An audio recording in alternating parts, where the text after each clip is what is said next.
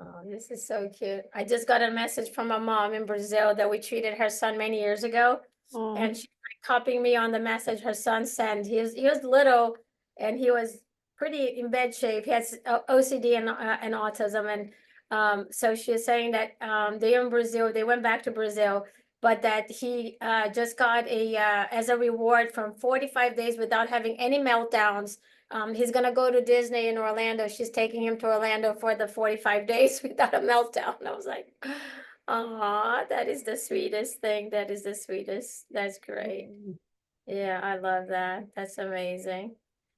All right. Well, I mean, we'll give people one more minute because we're recording anyway, so we could start. And Missy, you have us all to yourself. But this, I think that they are. We had 13 people that were they RSVP, so we expect them to show up. But if they don't, we'll start and then we'll send them the recording if that's better for them. So we'll do. I just want to make sure that they're not having any technical issues.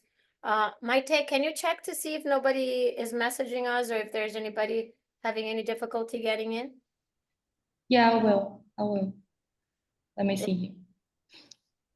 But it's recording, so yeah, I think we could start.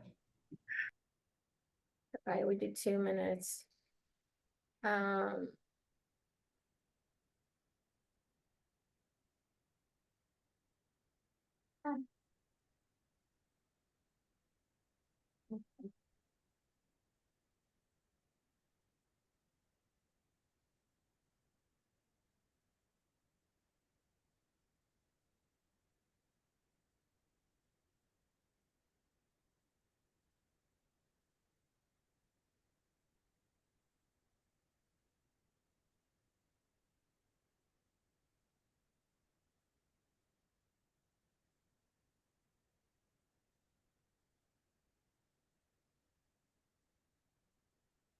I just messaged Andy Orcus because he's messaging us. So I messaged him back to say if you wanted to join in right now. He hasn't, he has just messaged 2 seconds ago. All right, I think that,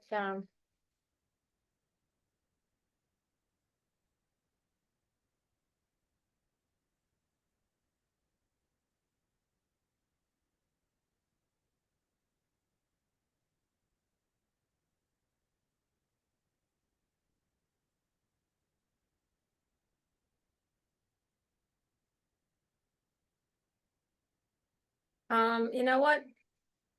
All right, I'm gonna introduce our team and then whoever needs the message, at least we have the recording ready. Miss, you good for me to, can I start? Should I start us? Because I don't want us to be late. I know you probably have stuff to do. Well, I'm very happy to introduce today Dr. Wilfredo Rivera and Dr. Jonathan Hoffman, who are here with me. I'm Katja Moritz. Nice to be here today.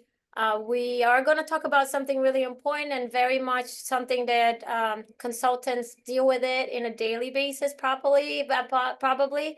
And we thought about what we could do to add value to the understanding of what to do and how risk can affect all of us. So there's subtitles not currently available. It says that Wilfred, I don't know if you could see on the screen, says something about restart PowerPoint. So I would restart because it's in a different mode. So see at the bottom, yeah. So this is an important subject, I think. It's very important to us. Unfortunately, the three of us have had either a personal experience with a family member or a best friend or a close colleague that passed and died by suicide. So we always love to talk about the subject and clarify things because we feel like consultants are on the front lines even more than clinicians. Consultants sometimes hear it first before we even know that someone is at risk, and they have to juggle that decision making. So we thought it would be great to talk about that decision making and what we know now about it that we didn't know before. So Dr. Rivera, do you want to try to share now, see if it works? Okay. I can't hear. I don't know if are you on mute? Unmute yourself. Yeah.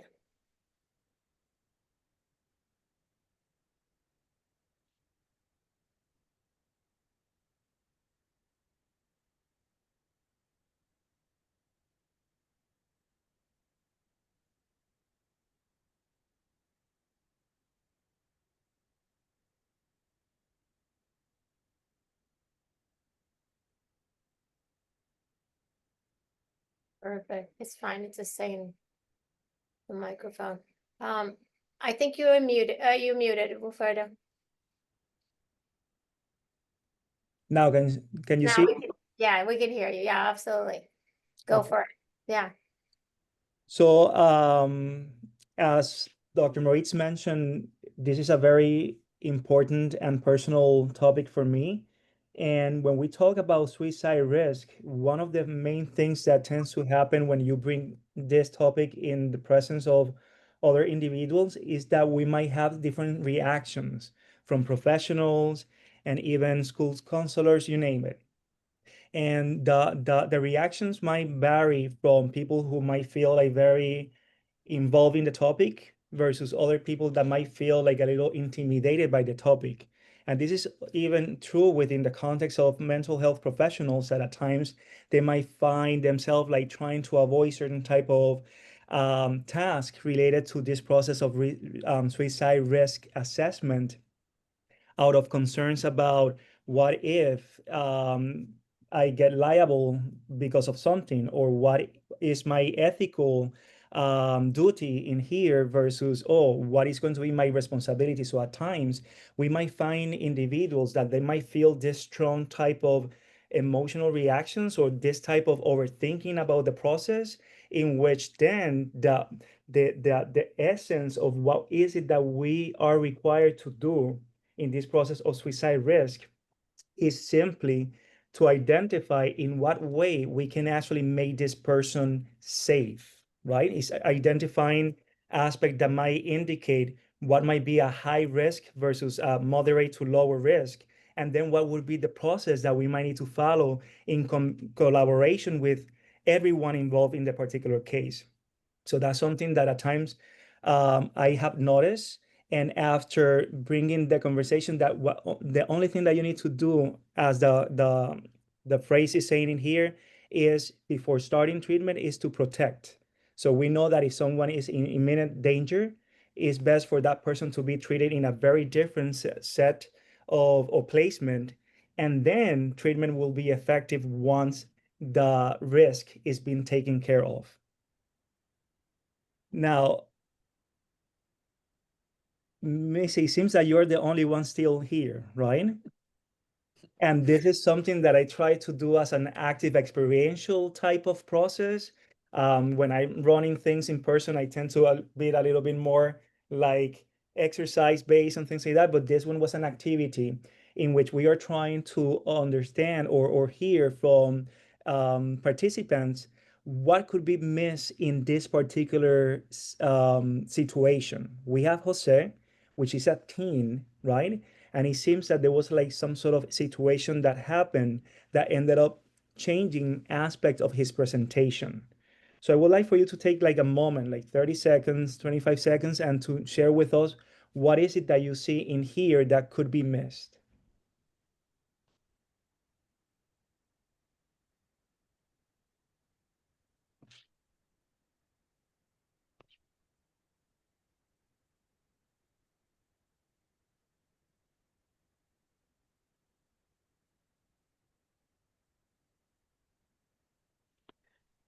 And you want me to share some feedback? Yes. Mm-hmm. Um, well, one of the first things I see in terms of what's listed here is all of those bullet points are related to school. Mm-hmm. So perhaps things that are noticed at school, perhaps, but they're all different cohorts. So Mm-hmm. everybody's not necessarily coordinating. And then also, he could be masking at home. So he may come home, and depending on what the home life situation is like, mom says, "How's your day?" And he goes, "Fine, it's fine." And he's a teenager and he's a boy. So, that doesn't necessarily raise red flags. And so it's possible if he's not showing up differently at home, it wouldn't get caught at home. And then at school, again, depending on who is responsible for overseeing all these various things, a lot, if he's in a public school where a counselor has 150 kids on their caseload. Like, are they really getting all of this information? Yes, the coach knows he's not going to sports practice. Depends how involved the coach is. Is he a key member of that team? So the coach is really going to follow up and say, hey, what's going on? Or is it just, oh, well, he must not care about this team anymore? So many questions. Any one of these people could see each of these things, but not think it was an enormous deal. Mhm. Um, high school lunchrooms. I don't think anybody's watching high school lunchrooms. So does anybody even notice? Maybe some of the kids, but they're all about what's going on with them, not necessarily the guy who's sitting over in the corner. Mhm. So tons of stuff to miss, really. Mhm. I mean, even that joke during class as a one-off, if you didn't know all of these other things that were going on, Mhm. I mean, you would hope that a teacher might say, hey, can we talk after class? Just see what's going on. But again, super easy for him to mask that too and be like, oh yeah, I was just kidding. Mhm. Yeah, there's that element of masking, and also there's like that element of many things happening all at once in that school setting, and Mhm. also the element of people normalizing certain type of behaviors, as you was actually suggesting, no?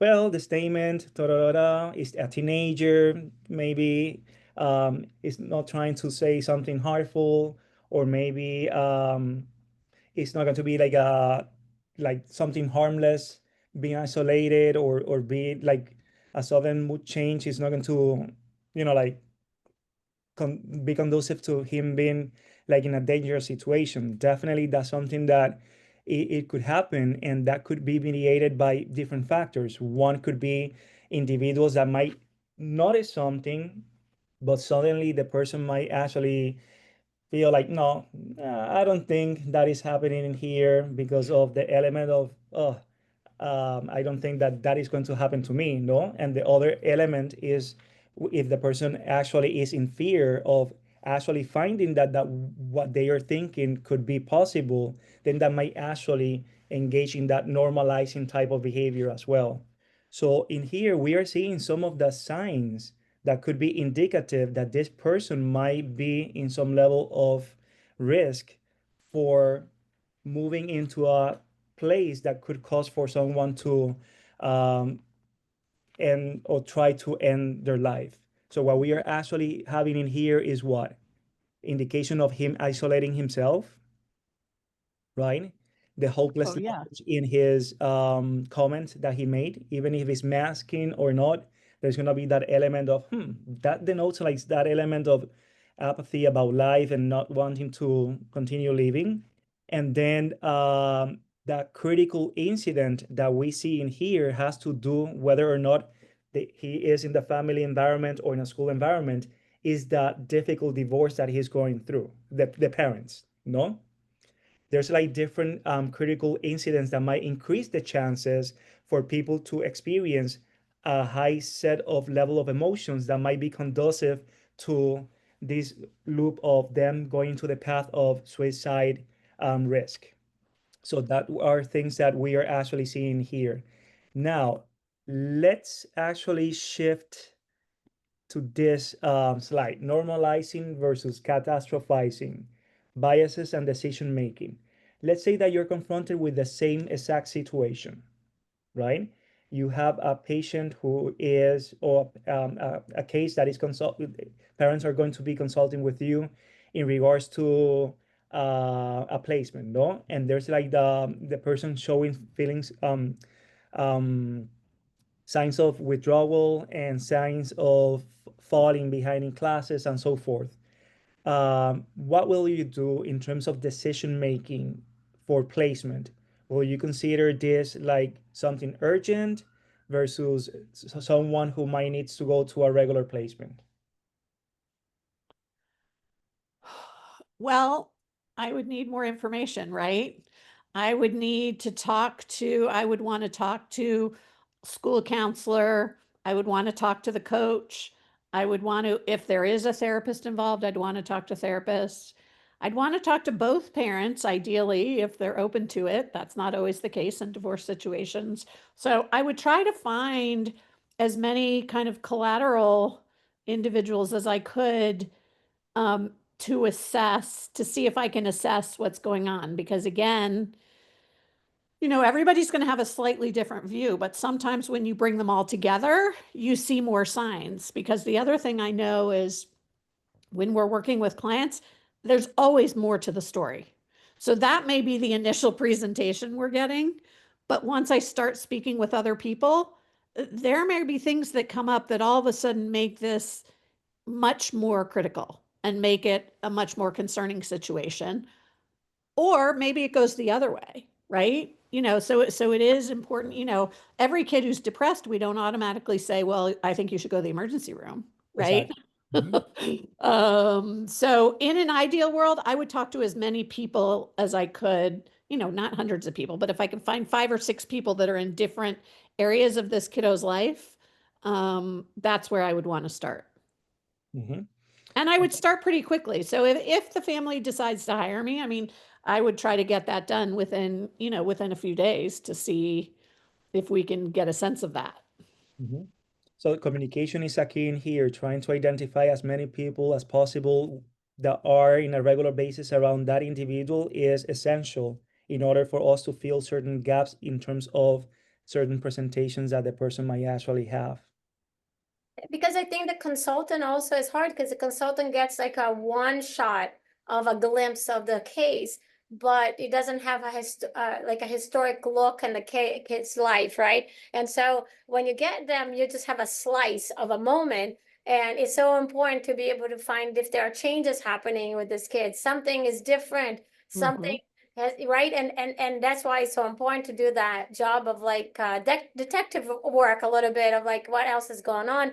But and also look at our own biases. So if you have had just a recent case of a kid that went south really fast, we're going to be more nervous about it. And if we have a bunch of kids that all seem the same and they all did okay, we're like going to be less. And so I think that all of us have that bias, like the recency bias, right? Whatever happens soon, earlier on, it's what dictates a little bit our feelings about it. So as the person driving the force, the consultant is driving that moment, right? When they first get that call, it's such an important thing to realize, hey, I've been getting a lot of suicide lately. That doesn't mean this kid is, but I'm definitely going to look at it. Or I haven't gotten any kid that was truly suicidal. This one may not be either. And so those biases, all of us have it. Clinicians have it, consultants have it. And I think that's important to look at. Yeah, and I think the other thing that I mean, particularly now, I think as parents are waiting longer and longer to contact us, at least, we are seeing more acute cases. We are seeing more complicated cases because, things have layered over time. And I always kind of start with the assumption that there's more to the story than I'm seeing initially. Even if that's a bias towards catastrophizing, I would rather go that way than the other way. And I can't tell you how many times I'll be on an initial call with a family and they're telling me da da da da da da da, and maybe we've scheduled a 30-minute call, and at minute 29 they say, "Oh yeah, and I forgot, he was molested when he was 4." And I'm like, and sometimes they'll even say, "Do you think that's relevant?" And I'll be like, I think that's relevant. So let's schedule another call so we can dig into that a little bit." So, Yeah, I there's think I always think having more there. There are layers and layers and layers to be peeled away. I think that it's impossible not to have a bias in one way or another. But if you think about it, there's two kind of mistakes that can be made. One can see suicidal risk that's not there, or fail to see suicidal risk that is there. Given the segments of the population at Consultant C, given the nature of the social landscape now, given the tendency for many people to gloss over things that are really, really important, given X, Y, and Z, probably having a bias towards a universal discussion of things like that has the person, oh yeah, they said this. Kind of like, I think of it like a dentist wearing gloves no matter what's happening, right? Wearing things that having some part of it being some part of the protocol at some point, Right. being important. Yeah, I think also, Missy, you're saying about the delay of getting to you guys, but I also see a delay from the time they get to you guys to a placement. It's taking so much longer. Yep. And And I think that then understanding the risk of suicide or risk of harm is even more important because the parents have this very long timeline that in the past was a little shorter. You know, you have a consultant and in a couple of weeks you will make a placement. Now you're talking about a couple of months to many years. I mean, until we make a placement, right? And so that is a big change that I noticed that you guys have been struggling with, and that we struggle with because sometimes we get a call from a consultant. Oh, this case has bounced around for the past 2, 3, 5 months. We're like, what? That case shouldn't be bouncing at all. This is so serious, right? So, yeah. Exactly.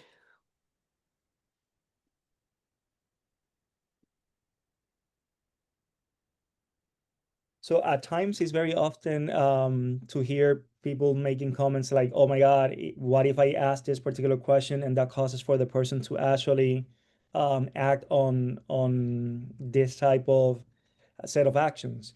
And in reality, as you know, this is something that is not true. It's just simply like a myth. And the contrary is true. If you start asking the appropriate set of questions, that might actually increase for the patient to be, or the client to be in a safer place, and there was not any increase in any risk there. Now, in terms of suicide statistics, the first one is from 2023. The other ones is from 2022. As you can see, 100,000 people die by suicide each year globally. But if you start looking at the United States, in terms of the leading causes for the general population, we see that it's the 11th. And then when we started looking at the ones bullets down, we started noticing for those between 10 to 14 years old and 20 to 34 years old, for suicide to be the second cause of death. And for those 15 to 19 is the third cause of death so far. We know that men die by suicide 4 times more than women, but women tend to actually attempt more. And an interesting fact in here, it has to do with substance abuse. And those people with substance abuse problems might be on a higher risk in terms of 10 to 14 times more likely to die by suicide. And within the context of substance abuse, we might see people um, showing signs of alcohol in their system up to a 30% of people. So that's very um, um, important to take in consideration, not only in terms of identifying those age ranges that might be more prone to certain type of engaging in certain type of risk behaviors or unsafe behaviors that could result in increasing the chances for someone to complete to end their life through suicide. Now, in this slide, what I'm trying to capture is how much likely people with clinical presentations might differ between them and also with the general population. And as you can see, bipolar disorder is the highest in the column, which means that approximately 25 to 56, which is like approximately 1 in 2 individuals might end up attempting suicide. And in the case of bipolar disorder, the signs that we need to look at is associated with changes or extreme mood swings or aspect of their impulsivity in terms of their actions. So those are things that we take in consideration when dealing with this type of clinical presentation. Now, when we are seeing the major depressive disorder, that accounts for 15 to 30% of the cases, which is approximately 1 in 4 and in 4. And what is driving this has to do with their feelings of hopelessness and depression, hopelessness and despair that they might experience. Now, when we start looking at any mood disorders, we are seeing their combination in bipolar and unipolar, and that accounts for 32. Now, something to create like a check mark in here has to do with anxiety disorders and obsessive compulsive disorder, because oftentimes this disorder might be overlooked. People might not pay attention to this type of presentations. And although anxiety disorders might be in a lower risk than mood disorders, we need to pay attention to those individuals that might present with panic presentations like panic disorder, and also chronic stress. And this is more so if the individual is presenting with comorbid disorders with depression and even using substances in order for them to cope with the distress associated with their anxiety condition. The same is true with obsessive compulsive disorder. People might mislook at that, and percentage is between 10 to 27. And again, this is going to be in combination with comorbid disorders such as depression and substance use might account for a higher risk on this one. Now, the last one is the general population, and as you can see, is between is 4.06 in terms of the level. So, in short, what we are seeing in here has to do with how clinical presentations might account for higher risks than the general population, and the importance of us taking in consideration the substance use, because it could actually escalate the risk at a given point in time. Do we have any information on people diagnosed with ASD and how that plays in? I don't have that in here with me. Dr. Hoffman, I know that you tend to manage ASD. Do you know anything in that domain? The issue is that the presence of a mental condition among people with ASD who don't necessarily, but it is prevalent to also have a co-occurring mental health issue, will increase that potential for suicide in that population. And the population, I think it's like kind of like a funnel. The population gets the ed consultants.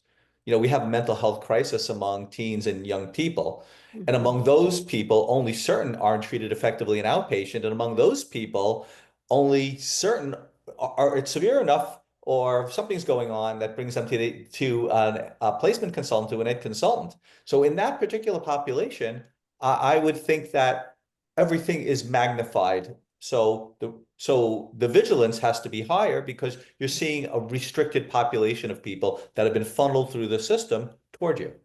Right. Yeah, Miss, I did a quick lit review on that. It's just there's not a lot of studies. There's one study that looked at it and found a higher prevalence, maybe 24% have attempted, but they say that ideation is at 34%, which is much higher than the population. But as John is saying, most of those guys have a comorbidity there, right? So they predict that 25%, 25 times higher than the average population would be likely to have a suicide risk.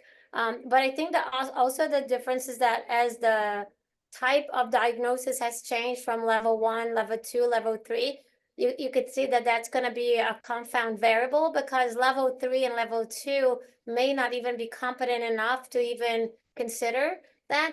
So I would be more interested in the level 1 and level 2 very high functioning for level 2, because then the numbers are going to be diluted also, right? Because they made the umbrella so broad, it is kind of like not a very secure number. But I would say that because they have a lot of fixations, when you have an ISD client that is talking a lot about this and fixated on this, and then we're going to talk a little bit about the difference between being OCD about it and being really at risk. I think it's really important to take it seriously, because sometimes they create a rule.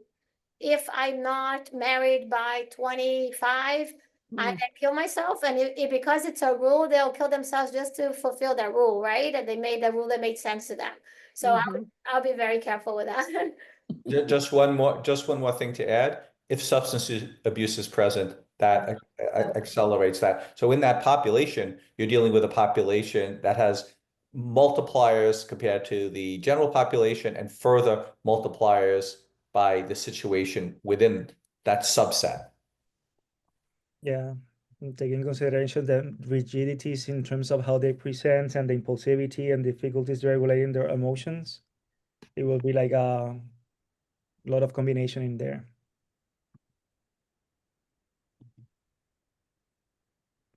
Now, in this slides, we are actually seeing like how risk might look like from the standpoint of what might be more noticeable for the eye, and then what might need to pay close attention whenever we are doing our assessments or checking with people that are referring sources for a particular case. So as you can see, the most visible risk has to do with when the person is actually acting in an aggressive or threatening manner, when there's history of previous attempts, and when the person is exhibiting signs of psychosis.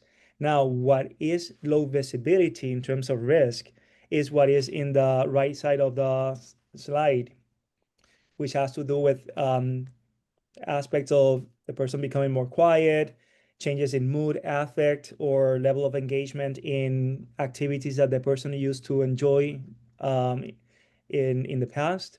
You might also notice like certain changes in the sleep patterns or eating habits. And something that we need to pay close attention is when someone is presenting with history of bullying, the substance use, as we mentioned before, and history of trauma. These are actually risk factors that might not be easily visibly, but once we learn about this and we place close attention, they might actually give us like a more clear conceptualization of where is the case at a given point in time.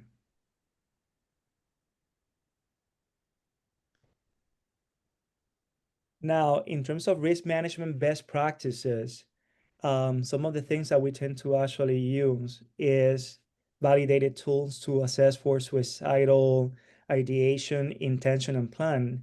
And at times we might put like some sort of measures on depression. And although, like someone might be presenting with certain signs and might be obvious to the eye, at times in a simple conversation with someone, the person might not be easily disclosing anything about ideation, plan, intention, steps that the person might be taking in here and there. And if you introduce this type of assessment tools, the person might be more open in disclosing certain things that might not be in a regular conversation. So that's the utility in us adding that level of assessment, no?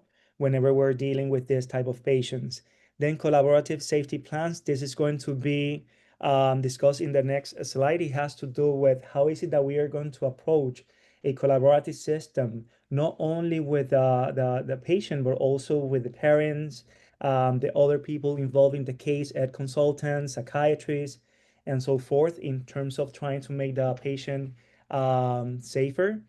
And then in terms of communication, in here, what we are actually aiming for has to do with how is it that we are going to be communicating to others behaviors or statements that represent or indicate like some level of risk. For example, someone just making like a statement that reflects some element of hopelessness versus someone who had started writing like a suicide note. That's very important information in terms of identifying some presentation that might be acute at a point in time.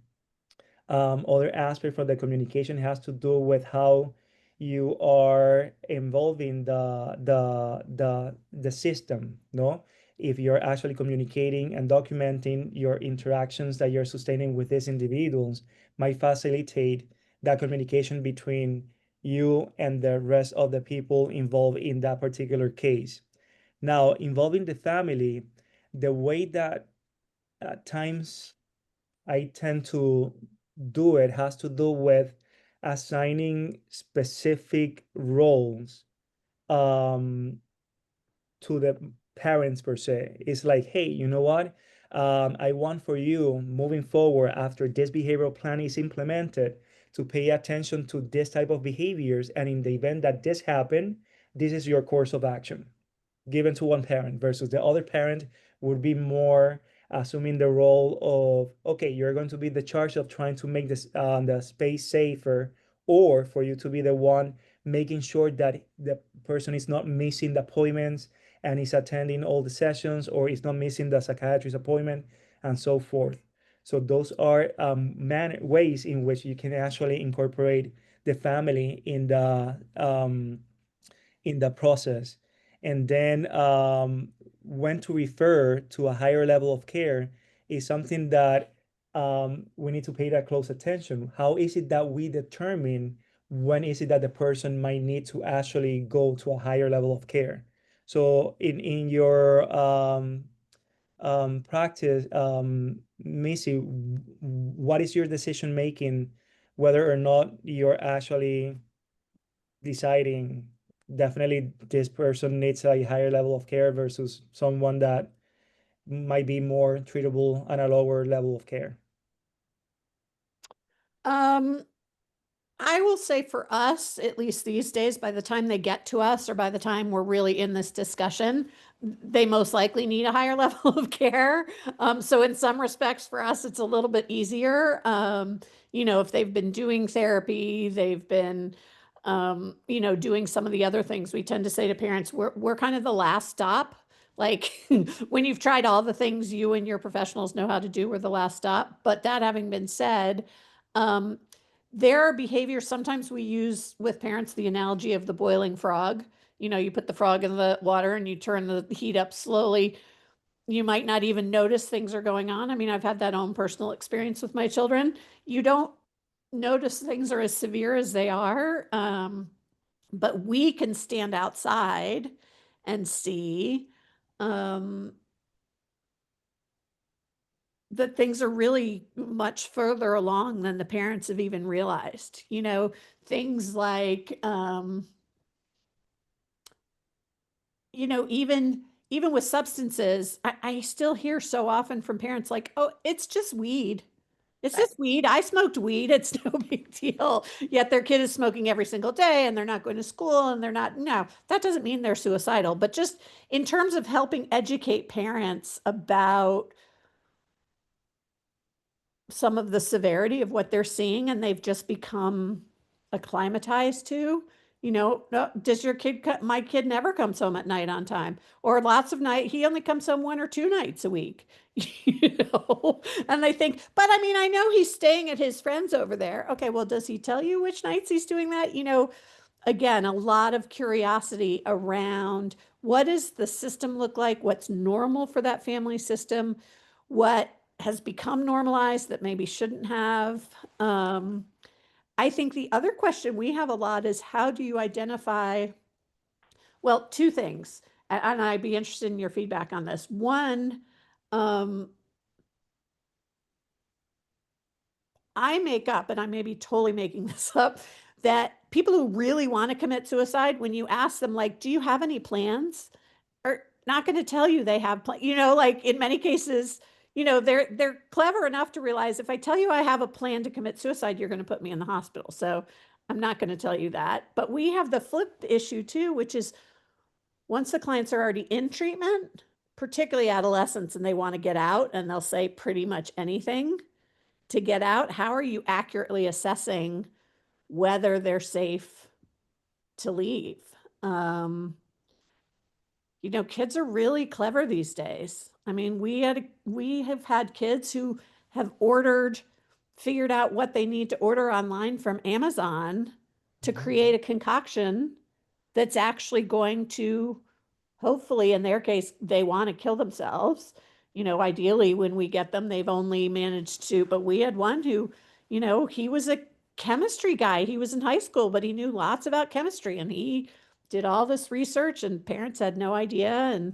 And he's still in treatment and he still ends up periodically cheeking his meds and saving them, because now that's very obvious that he's still at high risk, but where is that line that says, okay, they're ready to go home and be safe?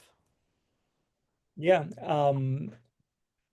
From the things that I have been able to observe throughout the course of the time dealing with certain patients that presents with chronic presentations of suicidal or chronic history, like a lot of attempts and going back and forth to different programs or hospital for stabilization. Definitely, there might be some aspect of them acting somewhat secretive about whether or not they are going to actually act on that one. But once you're able to notice how chronic certain presentations are, right? The next step for us to move is to try to come up with like some sort of um, behavioral plan that might actually seek the commitment for that person to engage, and not only the commitment from the part of the patient, but also from the parents to be able to maintain some level of monitoring on top of the kid, in addition to certain type of behaviors that are expected for a specific period of time, in order for this person to start gaining certain type of privileges that might result in flexing a little bit some aspect of the monitoring and us determining that the person might be in a safer place. For instance, there have been like cases in which there's someone who is extremely distressed. Let's say that is an OCD patient. And in addition to that, the patient is having like extreme history of suicidality, no attempts, suicidal attempts, extreme to the point that the person maybe was in comatose, da da da da da. So at that point in time, we recognize that the higher level of care would be like residential for someone like that, or for the person to be like that. Now, let's say that because of the OCD symptomatology, the person is not able to actually start that type of treatment at that level, but the person is actually getting highly distressed and emotionally dysregulated, right? We are not going to treat the OCD component. We are going to start treating the emotional dysregulation and distress tolerance. And we are going to pay attention that this could actually increase the high risk for this person to act based on the story that the person is having. Now, we need to actually create the monitoring system and to make that person safe, and for parents to commit that in any slight sign that the person is actually showing improvement, we might need to be cautious in not giving too much privileges or lowering the level of care right away, because it could be like some sort of like creating like some pause in order for the person to have the opportunity to walk away, in order for the person to try to attempt again suicide. So I will go through the path of a behavioral commitment with the patient, the families, and clear expectations about the do's and don'ts, and then the natural consequence if the person is engaging in X, Y, and Z. This is basically what we are going to enforce moving forward. Missy, I would say, for me, is like, one is coming to terms that many times suicide is not preventable in many ways. If someone is going to trick you, they're going to trick you. And so coming to terms ourselves with that is very difficult, because we never want to imagine that that's a possibility to lose someone. And that's the sad thing about our jobs, is like that we do have limitations, and that's really important to know. I would also say that, you know, the that you know when someone is planning like that and doing that, there's going to be a point where they're going to have to make the decision when everything is lined up, right? That none of us can actually support them in the decision making. And I think it's very hard for us to come to terms. So I empathize with you with like this feeling of like, wow, am I allowing this person to leave too early? But it's actually, unfortunately, a personal decision for them as well, right? And so I find that to be really difficult. I find that to be one of my biggest hurts. I mean, like, it hurts so much to see it. But I see it, you probably seen it many times, where that person then has the permission to leave, and then they have a whole plan, and then they recognize, wait, now that I really could do this, do I want to really do this? But the risk is so high, right? Yeah. Well, and you both bring up a good point also about the parents. So that's another thing we take into account, particularly on the front end. Does it make sense to move to residential care? There are times, I will say, that I have based that decision based on what's going on at home with the parents. Are the parents capable of holding to a system like that, tracking, holding boundaries, taking and giving privileges, all of those things? I have parents that are absolutely not capable of that. I have several of them right now that could their child probably be okay in outpatient treatment? Probably, but the parents absolutely are not able to provide the structure that this child needs. And therefore, we need the child to be in residential treatment to get their treatment. We then need to work with the parents while the child is in treatment to think the hopefully improve that. The parents should be in residential treatment. I have often said that I think that would make a big difference if we could figure that out. Or if everybody, could we take everybody at age 20 and send them to residential treatment for a while and learn some tools and skills? I say, like, anytime that we have the parents on the parent intensive, I always say, you need a super, super, super intensive, because this is not gonna be enough. Yeah, it's true. It's really true. So that's the other thing I would say in terms of when we're assessing which way to go. There's a big piece that's what's the home environment look like?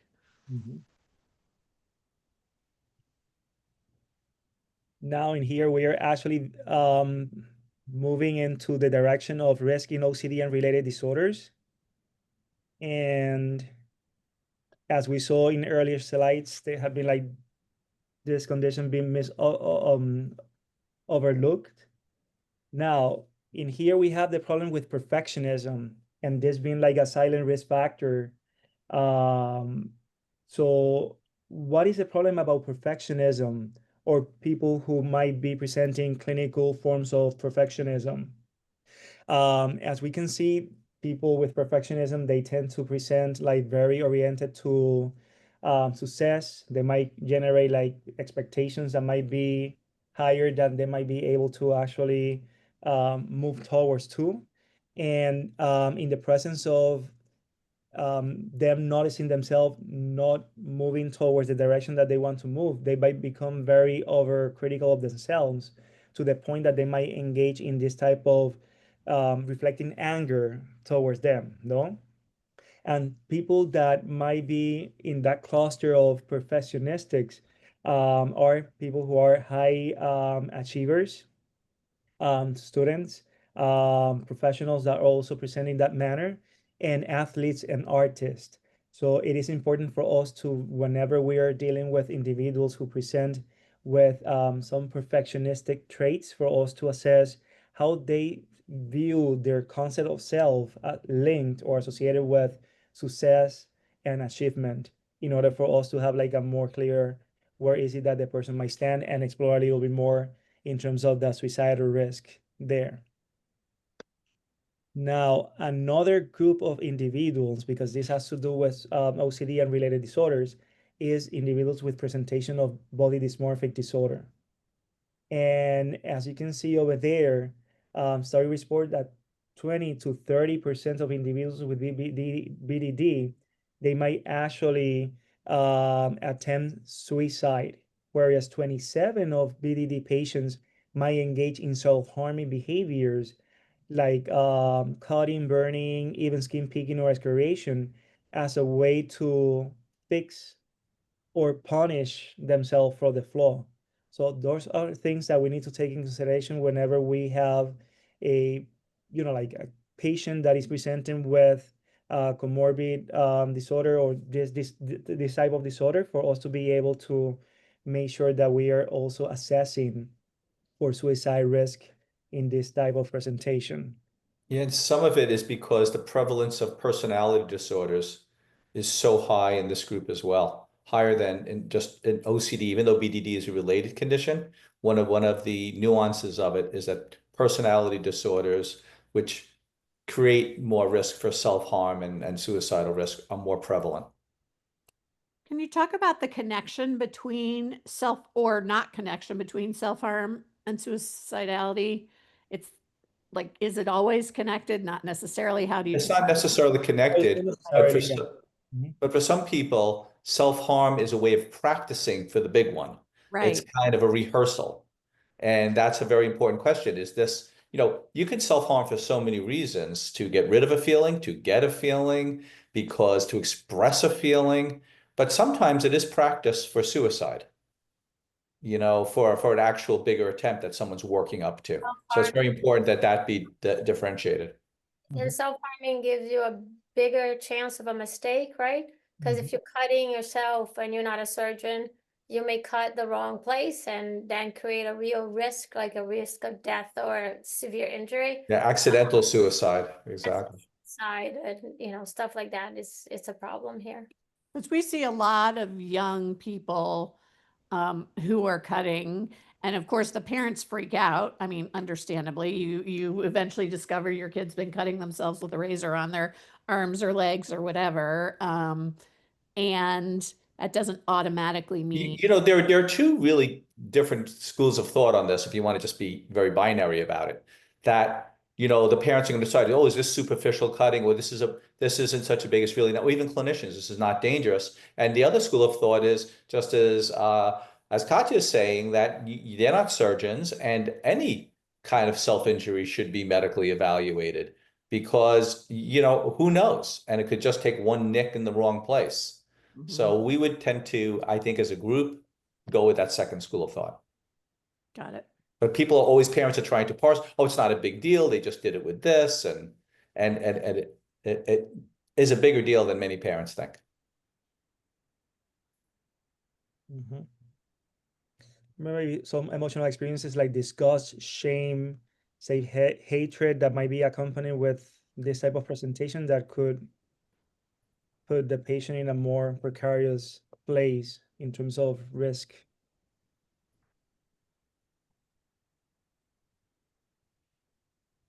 Now, in here, people with OCD don't die by suicide. As we saw earlier, that's not true, up to 25%. And this is basically mediated by certain type of obsessions that could increase feelings of shame, fear, or guilt. And some of the obsessions that tend to be taken into account are those who tend to have like a content of taboo in it, like sexual related obsessions or harm related obsessions towards other, or aspect of hypermorality, scrupulosity. There was mention also of contamination focused OCD. So those are presentations that we might need to also pay a close attention, because they might actually, because of the guilt feelings and so forth, might have an increased chance for them to get into a hopelessness mood, and then take certain steps towards. Now in here we have like a table indicating the differences between harm OCD and suicidal ideation. Some harm OCD has to do with obsessions about harming self or others in some sort of way, versus suicidal ideation is having those random thoughts about wanting to be dead or dying. And as you can see in the first part of the column, we have ego dystonic, which is basically the person having this reaction of, oh, I dislike this, versus in the other side is like ego syntonic, which is, oh, I'm in syntony, or I'm seduced by the content of the thought. So in one side, we have like high level of distress and avoidance in response, versus in the other one, you might start like noticing the person like just getting into some sort of course of action towards the suicide attempt. Then in here we have in harm OCD some compulsions that accompany it, which has to do with seeking reassurance or the need to tell or confess. So in the side of harm OCD, you might see someone that might be telling you constantly, oh, I'm a bad person because X, Y, and Z, oh my God, oh my God. Versus in suicidal ideation, we might notice like the person be more secretive and less disclosing, hiding the thoughts. And then in harm OCD, we have fear of harming other self.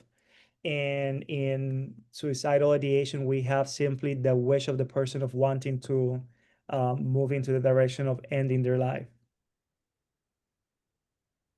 Now, when OCD and suicidality coexist, as I briefly mentioned in the previous case, when the person is actually experiencing both, we might move into assessing for the level of risk of the patient at the time. We will go back to the behavioral contract with the safety component there.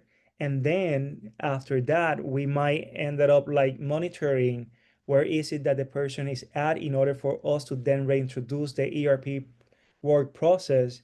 And then we start maintaining some level of monitoring. If the person started having those sudden changes in mood or start like being more vocal about I'm feeling in this particular way or I want to die and things like that, then we might end up um, putting like some sort of pause or step back in that ERP process. And then eventually when the person is in a better place in terms of managing the stress tolerance or using some emotion regulation strategies in a more effective manner, then we might reintroduce the process of ERP.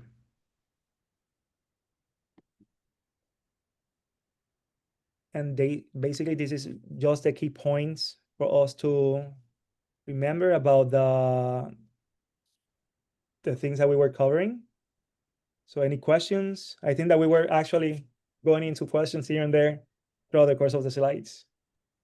So, Ms. Silver, I just want to add really quickly. So with OCD, we as clinicians have to decide if someone is afraid and having thoughts about harming someone or themselves. And we don't have any legal coverage for that. So if we make a mistake here, it's a big mistake. So think about that. I think like maybe 20 years ago or something like that, I presented at one of the conferences about like how the law is not on our side.